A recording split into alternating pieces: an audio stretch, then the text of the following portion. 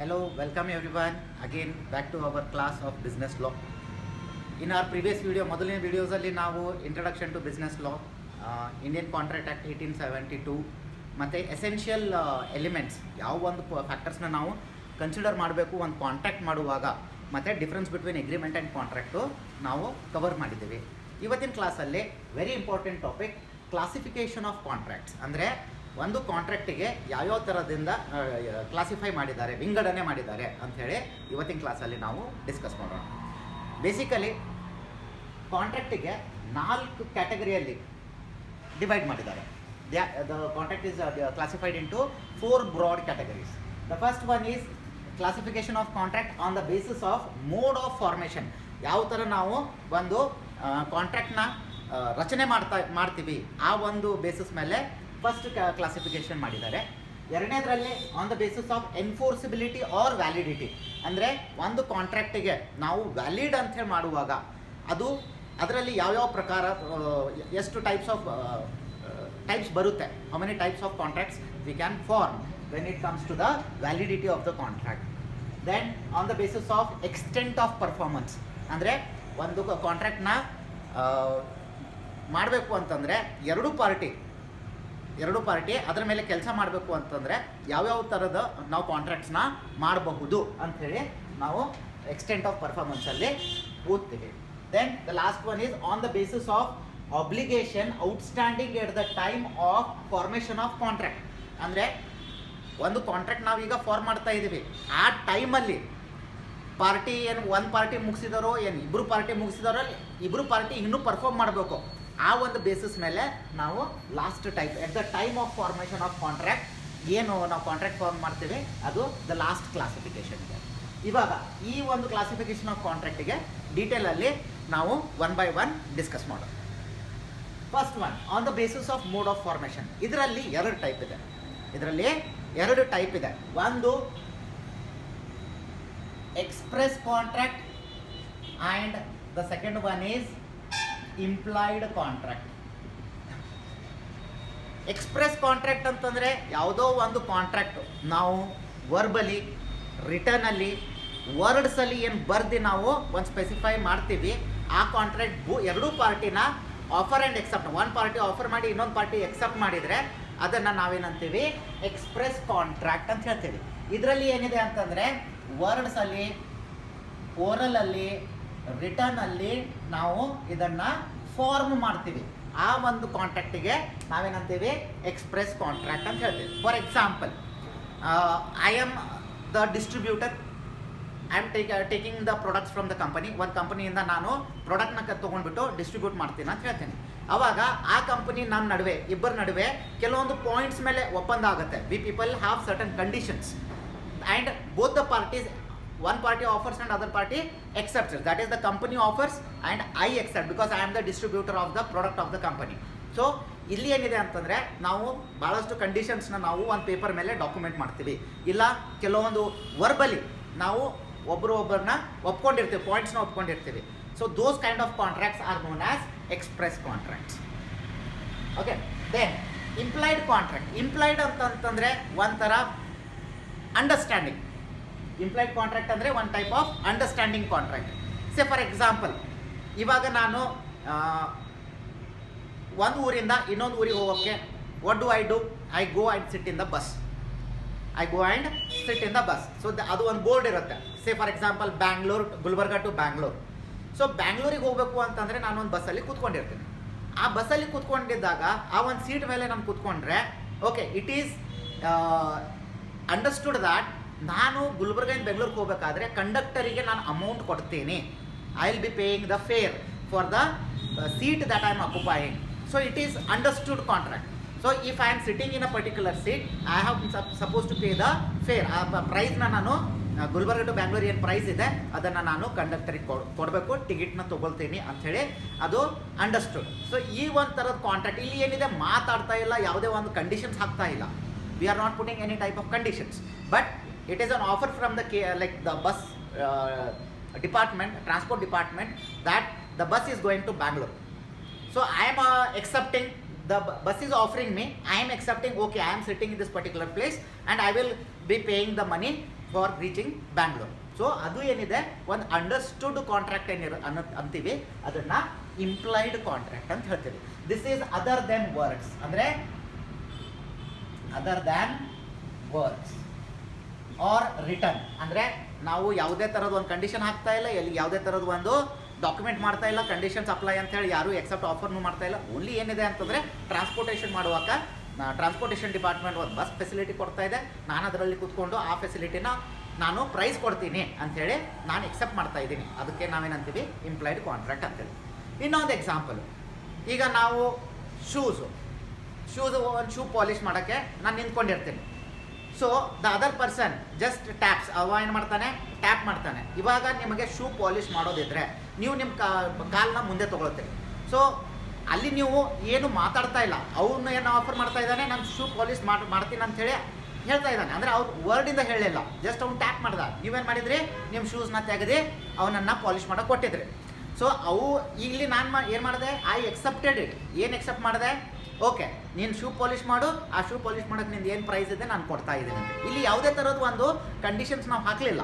ಆದ್ರೂ ಏನಿದೆ ಅಂದರೆ ಒಂಥರ ನಾವು ಅರ್ಥ ಮಾಡ್ಕೊಂಡಿವಿ, ಅಂಡರ್ಸ್ಟ್ಯಾಂಡ್ ಮಾಡ್ಕೊಂಡಿವಿ. ಒಬ್ಬರು ಅಂದರೆ ಅವನು ಆಫರ್ ಮಾಡ್ತಿದ್ದಾನೆ, ನಾನು ಎಕ್ಸೆಪ್ಟ್ ಮಾಡ್ತಾ ಇದ್ದೀನಿ, ಆಮೇಲೆ ಕೆಲಸ ಮುಗಿದ ಮೇಲೆ ನಾನು ಅಮೌಂಟ್ ಕೊಡ್ತೀನಿ ಅಂಥೇಳಿ ಏನು ಎಕ್ಸೆಪ್ಟ್ ಮಾಡ್ತಾ ಇದ್ದೀವಿ, ಅದಕ್ಕೆ ನಾವೇನಂತೀವಿ ಇಂಪ್ಲಾಯ್ಡ್ ಕಾಂಟ್ರಾಕ್ಟ್ಸ್. ಸೊ ಇಲ್ಲಿ ಮಾತು ರಿಟರ್ನು ನಾವು ಅಪ್ಲೈ ಮಾಡಲ್ಲ, ಬಟ್ ಎಕ್ಸ್ಪ್ರೆಸ್ ಕಾಂಟ್ರಾಕ್ಟಲ್ಲಿ ನಾವು ಎಲ್ಲ ಕಂಡೀಷನ್ಸ್ನ ಒಬ್ಬರು ಆಫರ್ ಮಾಡಿ ಇನ್ನೊಂದು ಎಕ್ಸೆಪ್ಟ್ ಮಾಡಿದ ಮೇಲೆ ಅದನ್ನು ನಾವು ಎಕ್ಸ್ಪ್ರೆಸ್ ಕಾಂಟ್ರಾಕ್ಟ್ಸ್ ಅಂತ ಹೇಳ್ತೀವಿ. Hope you have understood what is the difference between express and implied contract. This is on the basis of mode of formation. ಎರಡನೇದೇನಿದೆ, on the basis of enforceability or validity. ಒಂದು contract okay valid ಇದೆನೋ ಇಲ್ವೋ, ಆ basis ಮೇಲೆ ನಾವು ಈ second classification ಮಾಡ್ತೀವಿ. ಆ ಸೆಕೆಂಡ್ ಕ್ಲಾಸಿಫಿಕೇಶನಲ್ಲಿ first one valid contract. Valid ಅಂದ ತಕ್ಷಣ ನಮಗೆಲ್ಲ ಗೊತ್ತು, this is the contract which can be enforceable in the court of law. ಅಂದರೆ ನಾವು ಈ ಒಂದು ಕಾಂಟ್ರಾಕ್ಟ್ನ ಯಾರೋ ಒಬ್ಬರು ಪಾರ್ಟಿ ಫುಲ್ಫಿಲ್ ಮಾಡಲಿಲ್ಲ ಅಂತಂತಂದರೆ ನಾವು ಕೋರ್ಟಲ್ಲಿ ಹೋಗ್ಬಿಟ್ಟು ಅದನ್ನು ಪ್ರೊಡ್ಯೂಸ್ ಮಾಡಿ ನಾವು ಕ್ಲೇಮ್ ಮಾಡ್ಕೋಬಹುದು. ಅದಕ್ಕೆ ನಾವೇನಂತೀವಿ ವ್ಯಾಲಿಡ್ ಕಾಂಟ್ರಾಕ್ಟ್ ಅಂತ ಹೇಳ್ತೀವಿ. ಅಂದರೆ this is legal in the eyes of law, ಕೋರ್ಟಿಗೆ ನಾವು ಹೋಗ್ಬೋದು. That is what is valid contract. ಎರಡನೇದು valid opposite void contract. Wired contract are also called as wired ab initio. Wired ab initio. Wired ab initio ಅಂತಂದರೆ wrong from the beginning. ನಾವೇನು ಕಾಂಟ್ರಾಕ್ಟಲ್ಲಿ enter ಆಗಿದ್ದೀವಿ ಅದು rules and ರೆಗ್ಯುಲೇಷನ್ಸಿಗೆ ಫುಲ್ಫಿಲ್ಲೇ ಆಗಲ್ಲ. Indian contract act 1872 ಪ್ರಕಾರ conditions ಅದು ಲೀಗಲೇ ಇಲ್ಲ. ಅಂಥ ಒಂದು ಕಾಂಟ್ರಾಕ್ಟಿಗೆ ನಾವೇನಂತೀವಿ void ab initio or wrong from the beginning. ಸ್ಟಾರ್ಟಿಂಗಿಂದನೇ ಆ ಕಾಂಟ್ರಾಕ್ಟು ನಾವು ಕೋರ್ಟಿಗೆ ತೊಗೊಂಡು ಹೋಗೋಂಗೂ ಇಲ್ಲ, ಅಲ್ಲಿ ಏನು ಕ್ಲೇಮ್ ಮಾಡೋಂಗೂ ಇಲ್ಲ. ಸೊ ಅದಕ್ಕೆ ನಾವೇನಂತೀವಿ ವಾಯ್ಡ್ ಕಾಂಟ್ರಾಕ್ಟ್ ಅಂತ ಅಂತೀವಿ. ನೆಕ್ಸ್ಟ್ ಇನ್ನೊಂದು ಬರುತ್ತೆ ವಾಯ್ಡೇಬಲ್ ಕಾಂಟ್ರಾಕ್ಟ್. ವಾಯ್ಡೇಬಲ್ ಕಾಂಟ್ರಾಕ್ಟ್ ಅಂತಂದರೆ ಈಗ ಎರಡು ಪಾರ್ಟಿ ಇದ್ದಾರೆ. There are two parties. One party offers a set of conditions. The other party says okay, but over a period ಅಂದರೆ ಸ್ವಲ್ಪ ದಿನ ಆದಮೇಲೆ ಎದುರೇ ಪಾರ್ಟಿಗೆ ಏನು ಅನಿಸುತ್ತೆ ಆರ್ ಐದರ್ ಆಫ್ ದ ಪಾರ್ಟಿಗೆ ಏನು ಅನಿಸುತ್ತೆ, ಕೆಲವೊಂದು ನಾವು ಪಾಯಿಂಟ್ಸ್ನ ಚೇಂಜಸ್ ಮಾಡಿಬಿಟ್ಟು ಈ ಕಾಂಟ್ರಾಕ್ಟ್ನ ನಾವು ಜಾರಿಯಲ್ಲಿ ತೊಗೊಂಡು ಬರೋಣ ಅಂಥೇಳಿ ಇಬ್ಬರು ಪಾರ್ಟಿ ಆರ್ ಯಾವುದೋ ಒಂದು ಪಾರ್ಟಿ ಇನ್ವಾಲ್ವ್ ಏನಾಗಿರುತ್ತೆ. ಸೊ ಎಕ್ಸಿಸ್ಟಿಂಗ್ ಕಾಂಟ್ರಾಕ್ಟಲ್ಲಿ ನಾನು ಸ್ವಲ್ಪ ಏನಾದರೂ ಚೇಂಜಸ್ ಮಾಡ್ತೀನಿ, ಇಲ್ಲ ನನಗಿದು ಕಾಂಟ್ರಾಕ್ಟ್ ಬೇಕಾಗಿಲ್ಲ, ನನಗೆ ಈ ಕಾಂಟ್ರಾಕ್ಟ್ ನಾನು ಮುಂದೆ ಕ್ಯಾರಿ ಫಾರ್ವರ್ಡ್ ಮಾಡೋದು ಬೇಕಾಗಿಲ್ಲ ಅಂಥೇಳಿ ನಾವೇನು ಅನ್ಕೋತೀವಿ, ಅಂಥ ಒಂದು ಕಾಂಟ್ರಾಕ್ಟಿಗೆ ಏನಂತೀವಿ ನಾವು ವಾಯ್ಡೇಬಲ್ ಕಾಂಟ್ರಾಕ್ಟ್. ವಾಯ್ಡೇಬಲ್ ಅಂತಂದರೆ ನಾವು ಕೆಲವೊಂದು ಚೇಂಜಸ್ ಮಾಡಿ ಕಾಂಟ್ರಾಕ್ಟ್ನ ಜಾರಿಯಲ್ಲಿ ತರ್ಬೋದು, ಇಲ್ಲ ಅಂತಂದರೆ ಯಾವುದೇ ಒಂದು ಪಾರ್ಟಿ ಯಾರು ಆಫರ್ ಮಾಡ್ತಿದ್ದಾರೆ ಇಲ್ಲ ಪಾರ್ಟಿ ಯಾರು ಎಕ್ಸೆಪ್ಟ್ ಮಾಡ್ತಿದ್ದಾರೆ ಅವರು ಕಾಂಟ್ರಾಕ್ಟ್ ಪೀರಿಯಡ್ ಮುಗಿಯೋಕ್ಕಿಂತ ಮುಂಚೆನೇ ನನಗಿದು ಕಾಂಟ್ರಾಕ್ಟ್ ಬೇಕಾಗಿಲ್ಲ, ಬೇಡ, ವಿ ವಿಲ್ ಕ್ಯಾನ್ಸಲ್ ಇಟ್ ಅಂತ ಹೇಳಿ ನಾವು ಏನಂತೀವಿ, ಅಂಥ ಒಂದು ಕಾಂಟ್ರಾಕ್ಟಿಗೆ ವಾಯ್ಡೇಬಲ್ ಕಾಂಟ್ರಾಕ್ಟ್ ಅಂತ ಹೇಳ್ತೀವಿ. Then there is another type of contract which we call as illegal agreement.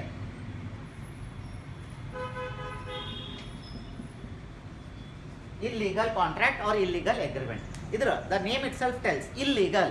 Andre these conditions whatever contracts that we have made, ಯಾವುದೋ ಒಂದು ಕಾಂಟ್ರಾಕ್ಟ್ ನಾವು ಏನು ಮಾಡಿದ್ದೀವಿ ಅದು ಕೋರ್ಟು ಆಗಲಿ ನಮ್ಮದು ಲಾ ಆಗಲಿ ನಮ್ಮ ಎಲ್ಲ ರೂಲ್ಸ್ ಆ್ಯಂಡ್ ರೆಗ್ಯುಲೇಷನ್ಸ್ ಏನು ನಾವು ಇಂಡಿಯನ್ ಕಾಂಟ್ರಾಕ್ಟ್ ಆ್ಯಕ್ಟಲ್ಲಿ ನಾವು ಏನು ಸ್ಪೆಸಿಫೈ ಮಾಡಿದ್ದಾರೆ ಅದರ ಅಗೇನ್ಸ್ಟ್ ಇದೆ. ಅದರ ಅಗೇನ್ಸ್ಟ್ ಇರುವಾಗ ಅದಕ್ಕೆ ಏನಂತೀವಿ ನಾವು, it is completely illegal. So one small example which have given in the past also, ನಾನು ಇನ್ನೊಂದು ಪಾರ್ಟಿ ಜೊತೆ ಗನ್ ಸೆಲ್ ಮಾಡೋಕ್ಕೆ ಕಾಂಟ್ರಾಕ್ಟ್ ಮಾಡ್ತೀನಿ, but this is illegal contract according to our law. ನಮ್ಮ ಲಾ ಪ್ರಕಾರ ಏನಿದೆ, ನಾವು ಗನ್ನ ಮಾರುವ ಪರ್ಸನ್ ಕೆ not sell the gun by taking some money because it is illegal. ಅದಕ್ಕೆ ನಾವೇನಂತೀವಿ ಸ್ಮಗ್ಲಿಂಗ್ ಅಂತಂತೇವೆ. ಸೊ ಆ ಥರ ಇರುವಾಗ ಅದು ನಮ್ಮ ಲಾ ಅಲ್ಲಿ ಇನ್ ದ ಐಸ್ ಆಫ್ ಲಾ ಏನಿದೆ ಅದು ಕಂಪ್ಲೀಟ್ಲಿ ರಾಂಗ್ ಇದೆ ಅಂತಂದರೆ ಅದು ಪನಿಷಬಲ್. ಸೊ ಅದನ್ನು ನಾವೇನಂತೀವಿ illegal agreement or illegal contract ಅಂತ ಹೇಳ್ತೀವಿ. ಇನ್ನೊಂದು ಕಾಂಟ್ರಾಕ್ಟ್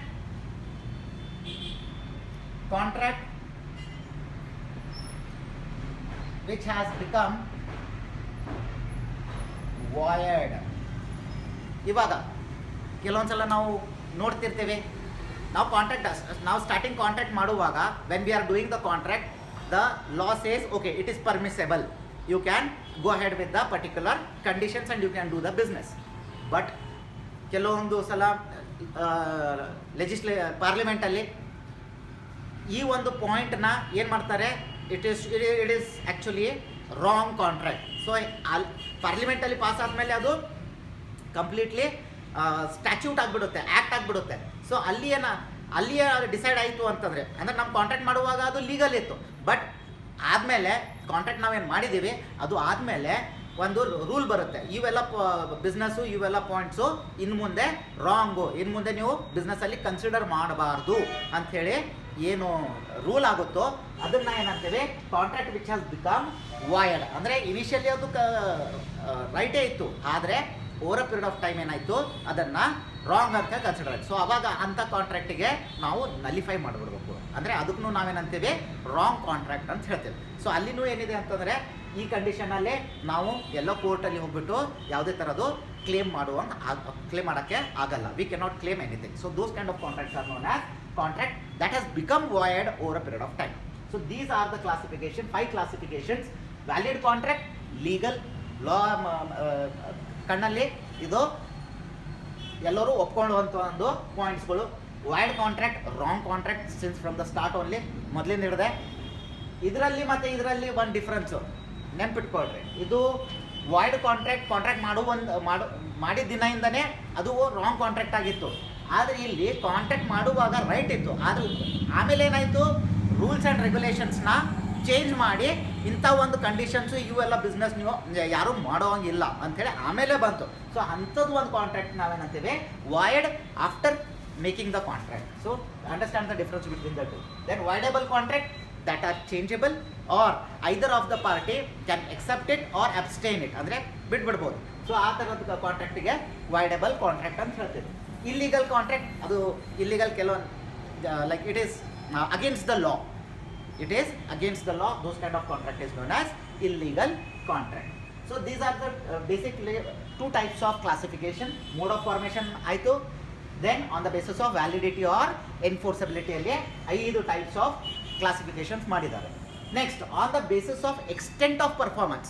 ಇವಾಗ ನಾನು ಒಂದು ಕಾಂಟ್ರಾಕ್ಟ್ ಮಾಡುವಾಗ ಆ ಕಾಂಟ್ರಾಕ್ಟ್ನ ಮಾಡೋಕ್ಕಾಗುತ್ತೋ ಇಲ್ಲ ಮಾಡಿದ್ದೀವೋ ಇಲ್ಲ ಮಾಡಬಹುದೋ, so whether I can do it or whether I have done it or whether over a period of time I can execute it. ಈ ಒಂದು ಬೇಸಿಸ್ ಮೇಲೆ ನಾವು ಒಂದು ಪರ್ಫಾರ್ಮೆನ್ಸ್ ಅದ್ರ ಮೇಲೆ ವರ್ಕ್ ಮಾಡೋಕ್ಕಾಗುತ್ತೋ ಇಲ್ವೋ ಆ ಒಂದು ಬೇಸಿಸ್ ಮೇಲೆ ಒಂದು ಕ್ಲಾಸಿಫಿಕೇಶನ್ ಮಾಡಿದ್ದಾರೆ.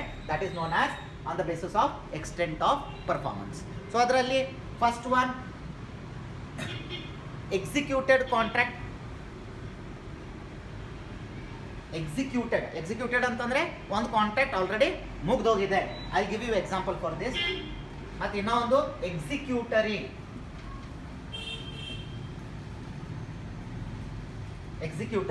ಕಾಂಟ್ರಾಕ್ಟ್. ಎಕ್ಸಿಕ್ಯೂಟೆಡ್ ಕಾಂಟ್ರಾಕ್ಟ್ ಅಂತಂದರೆ ಒಂದು ಕಾಂಟ್ರಾಕ್ಟು ಆಲ್ರೆಡಿ ಮುಗ್ದೋಗಿದೆ, ಅದು ಇಬ್ಬರು party, both the parties have done fulfilled all the conditions that has been promised by the either party. Offer and acceptance ಏನು ಮಾಡಿದ್ದೀವಿ ಅದು ಕಂಪ್ಲೀಟ್ ಆಗಿದೆ, ಅದಕ್ಕೆ ಏನಂತೀವಿ ನಾವು ಎಕ್ಸಿಕ್ಯೂಟೆಡ್ ಕಾಂಟ್ರಾಕ್ಟ್ ಅಂತ ಹೇಳ್ತೀವಿ. ಎಕ್ಸಿಕ್ಯೂಟರಿ ಕಾಂಟ್ರಾಕ್ಟ್ ಅಂತಂದರೆ ಐದರ್ ಆಫ್ ದ ಪಾರ್ಟಿ ಇನ್ನೂ ಆ ಕಾಂಟ್ರಾಕ್ಟ್ ಕಂಡೀಷನ್ಸು ಎಲ್ಲ ಫುಲ್ಫಿಲ್ ಆಗಿಲ್ಲ, ಇನ್ನೂ ಕೆಲವೊಂದು ಕಂಡೀಷನ್ಸ್ನ ನಾವು ಕಂಪ್ಲೀಟ್ ಮಾಡಬೇಕಾಗಿದೆ. Either the offerer or the person who has accepted it, ಇಬ್ಬರ ಅಲ್ಲಿ ಯಾರಾದರೂ ಒಬ್ಬರು ಅದನ್ನು ಕಂಪ್ಲೀಟ್ ಮಾಡಬೇಕಾಗಿದೆ ಅಂಥೇಳಿ ನಾವು ಏನಂತೀವಿ, still it is to be completed, ಅದನ್ನು ನಾವೇನಂತೀವಿ ಎಕ್ಸಿಕ್ಯೂಟರಿ ಕಾಂಟ್ರಾಕ್ಟ್ ಅಂತೀವಿ. Executed is completed contract, executory is still to be completed ಅಂತ ಕಾಂಟ್ರಾಕ್ಟ್ಸ್ಗೆ ಎಕ್ಸಿಕ್ಯೂಟರಿ ಕಾಂಟ್ರಾಕ್ಟ್ ಅಂತ ಹೇಳ್ತೀವಿ. So these are the two basic types of classification on the extent of performance. Then comes the last one on the basis of obligation outstanding at the time of formation of contract.